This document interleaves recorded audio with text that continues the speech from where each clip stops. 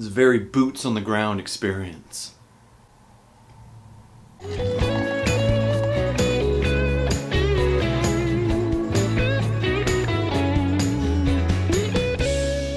Hey guys, this is my review for Overlord, a movie that I had some interest in, but the fact that J.J. Abrams was attached to it kind of made me a little bit hesitant, and also the fact that the director of this film has almost no major film experience. However, this is a very, very competent B movie. It is not Nazi zombies though, which I was led to believe from the trailers. But admittedly, it doesn't suffer for that. If anything, it does take a little bit of homage from some of the first Nazi zombie maps from World at War, trying to kind of that mystery, that intrigue of what was happening. On itself, this film actually does stand on its own in terms of a competent film. It's a very well-made, articulated film. The story is about these paratroopers who land in occupied France during the Overlord operation, and they come across this town that has this radar tower that needs to be destroyed by the morning, so then bombers and whatnot can fly over undisturbed. However, once they arrive, they find out that there's something fishy going on. These Nazis are up to some odd things. And what actually follows is a very intriguing little story. The characters themselves are competent. They're not exactly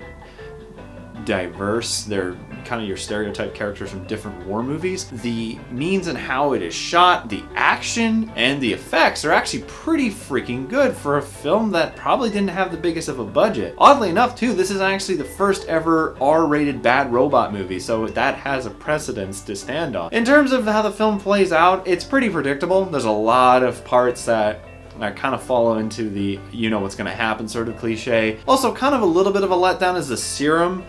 All it turns out to being is a super Nazi healing thing that lets them throw people against walls really hard. Like there's Terminator salvation going on throughout the latter half of the film, and it gets really old very quickly. The humor in this film is actually not that bad. I got good vibes of Dirty Dozen and Glorious Bastards in terms of the violence and the action, and I wouldn't really say I'd ever watch it again because it's a one-time watch really.